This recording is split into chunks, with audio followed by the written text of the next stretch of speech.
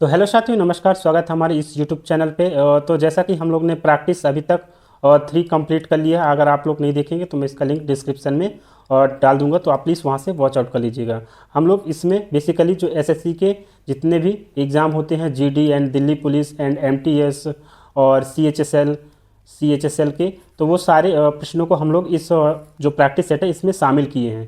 तो ये बहुत ही बेहतरीन प्रैक्टिस सेट कंटिन्यू चल रही है। तो चलिए आज हम लोग प्रैक्टिस नंबर सेट 4 की ओर चलते हैं। तो आज का हमारा पहला प्रश्न है साथियों, कि जो पहला प्रश्न है कि पानीपत का प्रथम युद्ध कब हुआ था। इसमें बात किया गया है पानीपत प्रथम युद्ध के बारे में। तो वो कब हुआ था? ये 1526 में हुआ था। कब? 1526 में। इसमें बात करें किसके और किसके बीच हुआ था, तो बाबर वर्सेस इब्राहिम लोधी के बीच में। किसके?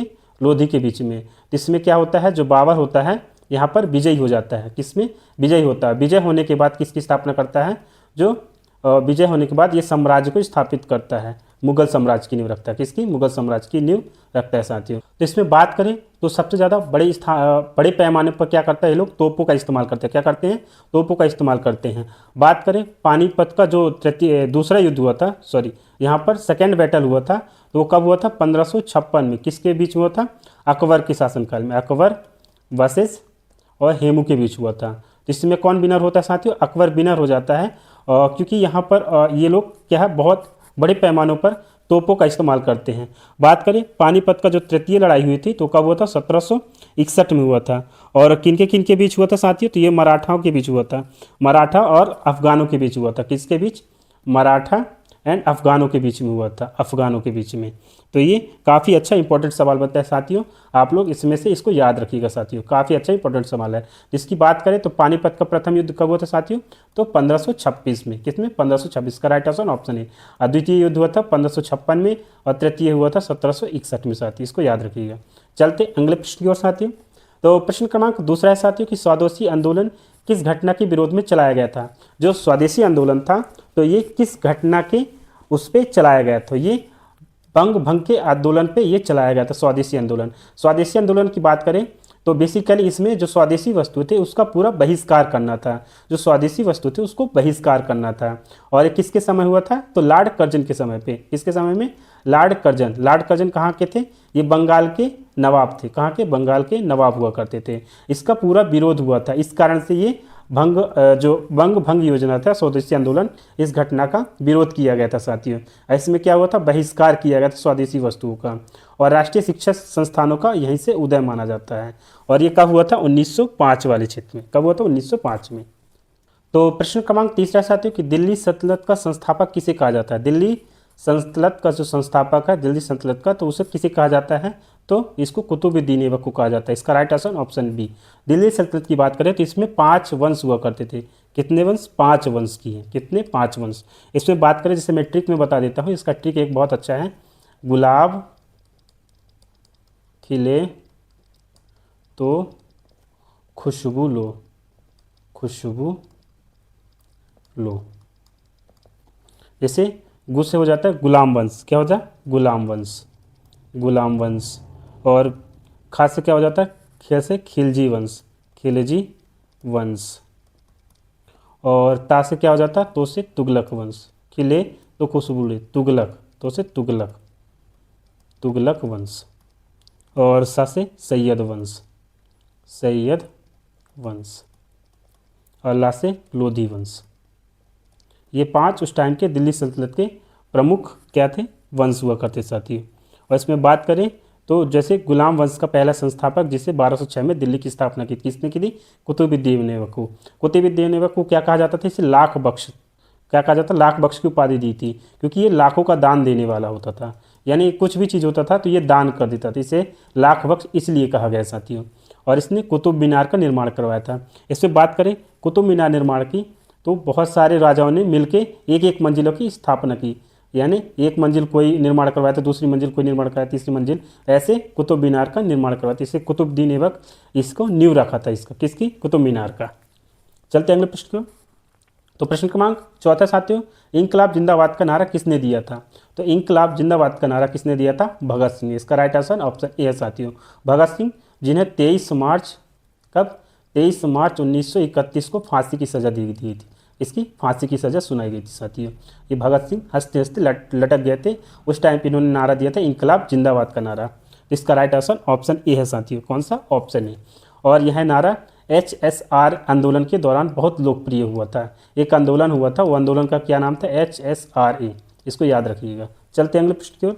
तो प्रश्न क्रमांक 5 है, किस मुगल बादशाह के शासन में ताजमहल बना था? यानी जो किस मुगल शासक था तो वहाँ पर उस टाइम पे ताजमहल बनवाया गया था। बेसिकली ये ताजमहल जो बनवाया था किसी की याद में बनवाया था। किसकी याद में? मुमताज़ की याद में।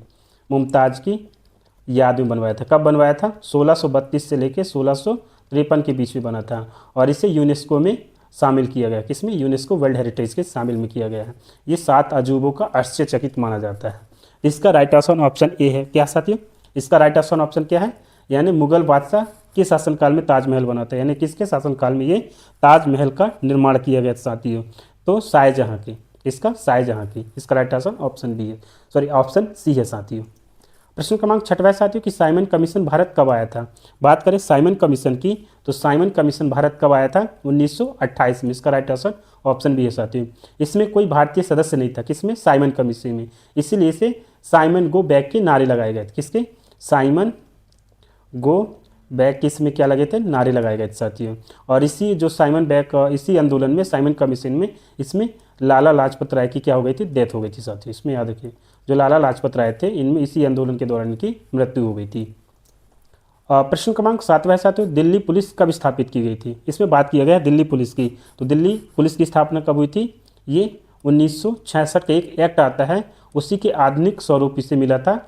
तो इसको दिल्ली पुलिस की स्थापना की गई थी। यह केंद्र सरकार के अधीन कार्य करती है, यानी सेंट्रल गवर्नमेंट के अंडर काम करती है साथियों। चलते अगले प्रश्न की ओर। तो प्रश्न क्रमांक 8 साथियों कि भारत का सबसे बड़ा राज्य क्षेत्रफल के अनुसार कौन सा है? इसमें जो सबसे बड़ा राज्य की बात की गई तो कौन सा है? इसका राइट आंसर ऑप्शन डी है साथियों, राजस्थान। राजस्थान की बात करें तो ये 3,42,239 वर्ग किलोमीटर क्षेत्र में फैला हुआ है। और यहाँ बात करें तो ये सबसे छोटा की बात करें तो किसका है? सबसे छोटा की बात करें तो गोवा। कौन सा है? गोवा साथियों। और यूपी में बात करें तो सबसे ज़्यादा क्या है इसमें? जिलों की संख्या। किसकी जिलों की संख्या है। और सेकंड की बात करें तो सेकंड कौन सा है? महाराष्ट्र। थर्ड की बात करें तो थर्ड हमारा मध्य प्रदेश। यानी राज्यपाल जो राज्य हैं वो क्षेत्रफल के अनुसार ये सभी राज्य बड़े हैं। हमसे जैसे क्रम से बात करें तो सबसे पहले राजस्थान आता है, फिर महाराष्ट्र आता है, फिर MP आता है। ठीक है, ये इसको याद रखिए, काफ़ी अच्छा इंपॉर्टेंट सवाल बनता है। चलते हैं अगले प्रश्न की ओर। तो प्रश्न क्रमांक 9 साथियों कि मानसून भारत में किस दिशा से प्रवेश करता है?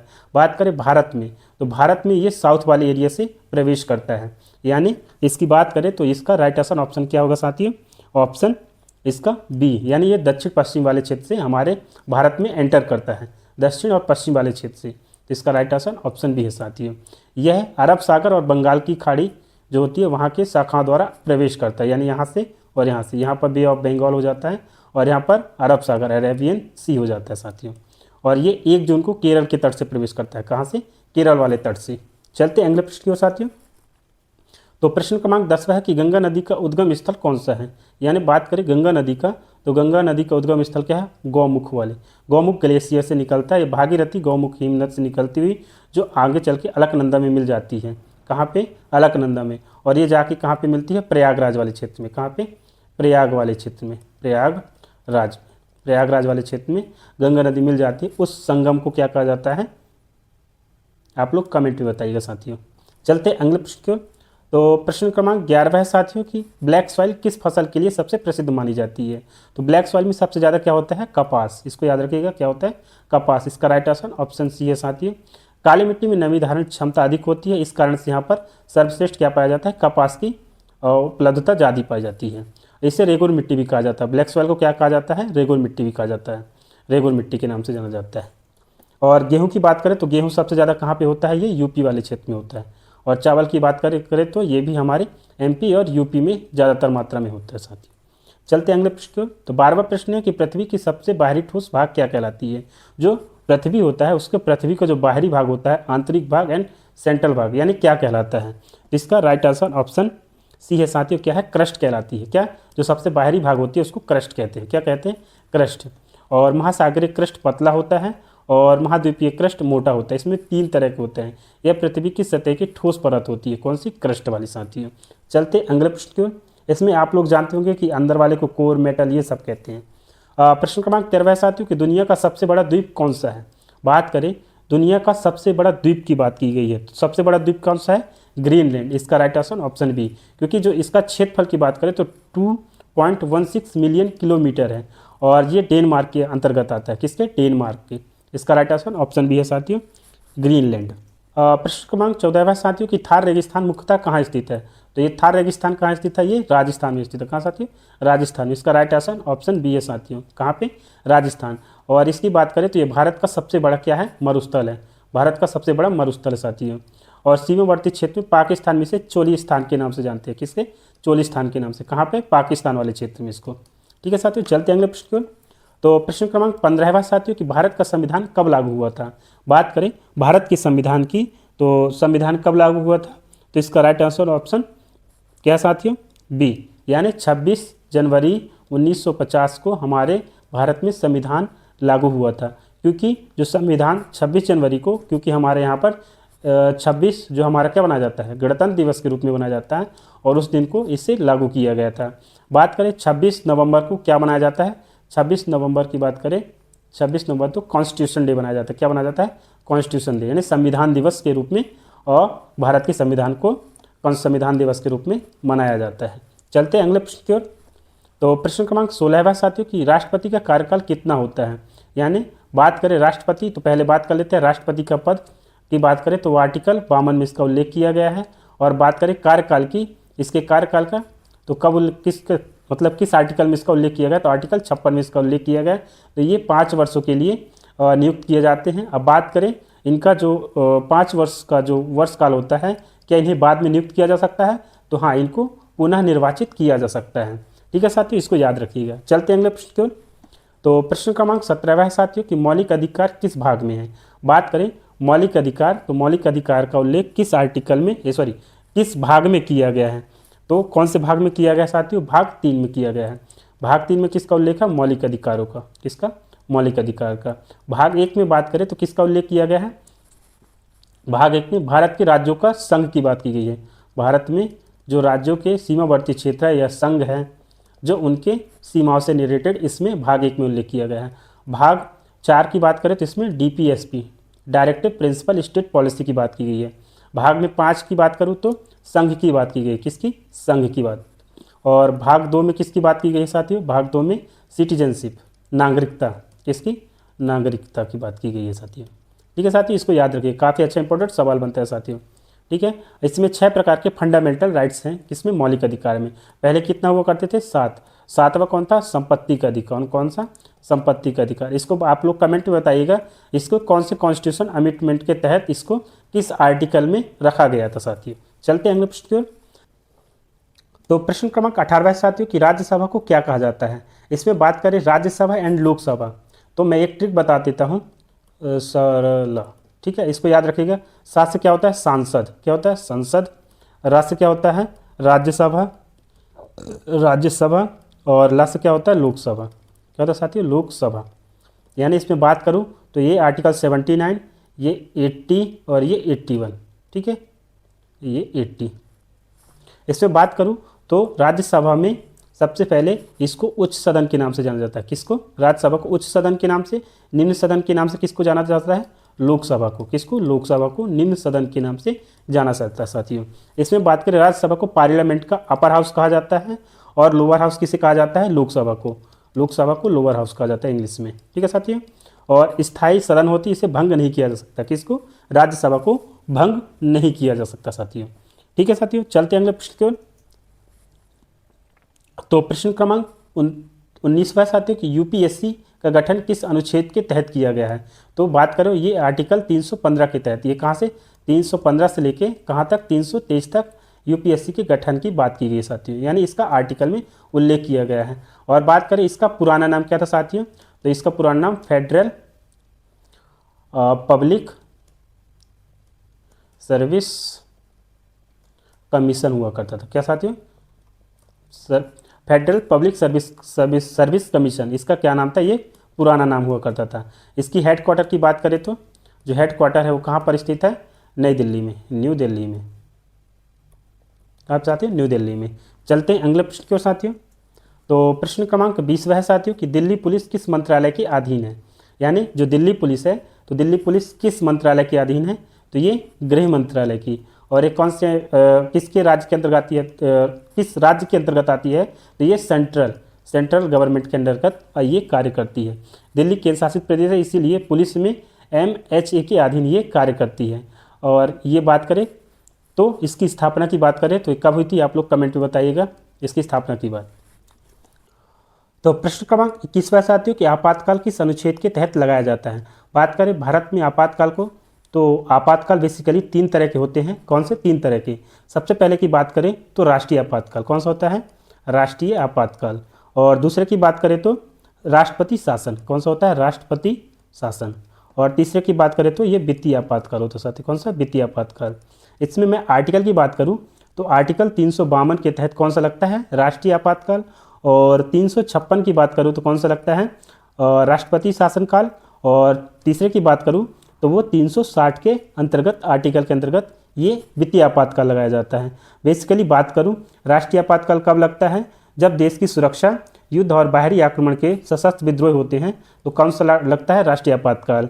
और बात करें राष्ट्रपति शासन तो या राज्य आपातकाल तो कब लगता है, जब किसी राज्य में संवैधानिक तंत्र क्या हो जाता है, विफल हो जाती है, यानी कोई भी सरकार विफल हो जाती है, तब कौन सा लगता है, राष्ट्रीय आपातकाल।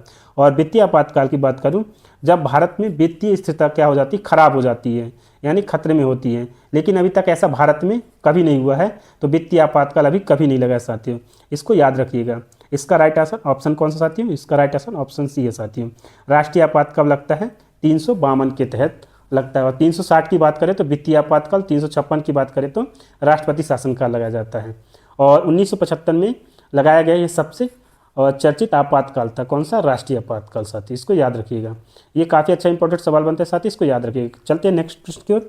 तो प्रश्न क्रमांक 22 साथियों कि मनुष्य का रक्त किस रंग का होता है, यानी जो हमारे मानव बॉडी का रंग का, ब्लड का रंग होता है तो किस रंग का होता है, तो वो रेड होता है। कौन सा, रेड। इसका राइट आंसर ऑप्शन सी है। इसमें बात करें RBC, ये RBC क्या होती है, RBC यानी हीमोग्लोबिन के कारण ये क्या होता है, इसके कारण हमारा जो ब्लड का रंग होता है वो रेड दिखाई देता है, हीमोग्लोबिन। हीमोग्लोबिन की बात करें, RBC का फुल फॉर्म क्या होता है, रेड ब्लड सेल। और इसकी बात करें तो 120 दिन का इसका क्या होता है, कार्यकाल होता है, यानी इनका जीवन काल होता है, यानी किसका, RBC का। और ये किसके कारण हमको प्राप्त होता है, तो हीमोग्लोबिन में आयरन के कारण लाल रक्त, ब्लड हमको लाल दिखाई देता है, ऑक्सीजन मिलने के कारण यह चमकीला लाल दिखाता है साथियों। चलते हैं अगले प्रश्न की ओर। तो प्रश्न क्रमांक 23 साथियों विद्युत धारा का SI मात्रक क्या है। विद्युत धारा के SI मात्रक की बात करें तो एम्पियर है। एम्पियर क्यों पड़ा है इसका, एम्पियर एक वैज्ञानिक थे, इसके कारण इसका एम्पियर नाम पड़ा था साथियों। चलते अगले प्रश्न की ओर। प्रश्न क्रमांक 24 है कि पौधे भोजन किस प्रक्रिया से बनाते हैं। तो पौधे जो होते हैं वो प्रकाश संश्लेषण की विधि के मेथड से बनाते हैं, इसका राइट आंसर ऑप्शन सी है साथियों।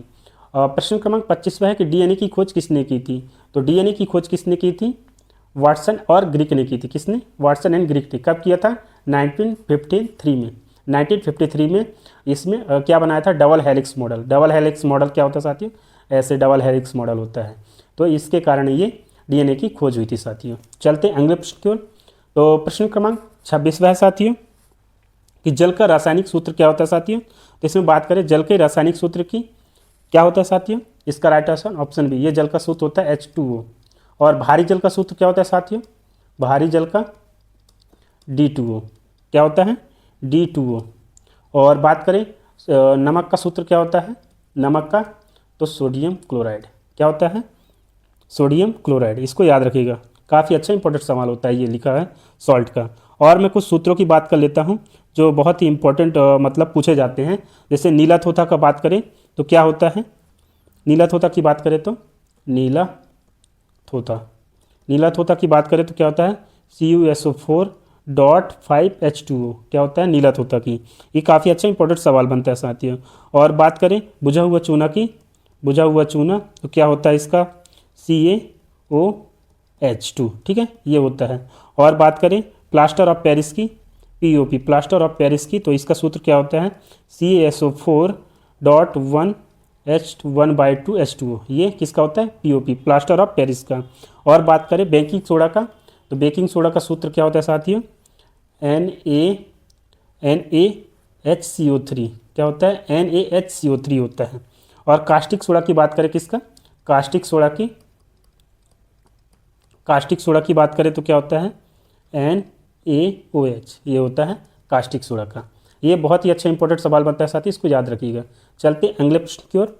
तो प्रश्न क्रमांक 27वां साथियों, इंसुलिन कौन सा अंग से बनता है। जो इंसुलिन होता है वो कौन से अंग का बनता है, तो वो अग्नाशय से बनता है इसका, क्योंकि ये हमारे जो बॉडी में होता है तो शुगर लेवल को क्या करता है मेंटेन करता है, यानी कंट्रोल करके रखता है साथियों। चलते हैं प्रश्न की ओर। तो प्रश्न क्रमांक 28वां है कि मनुष्य की सबसे छोटी हड्डी कौन सी है। तो बात करें मनुष्य की सबसे छोटी हड्डी कौन सी होती है स्टेपीज। ये कहाँ पे होती है, ये कान के पास होती है, कान की हड्डी होती है स्टेपीज।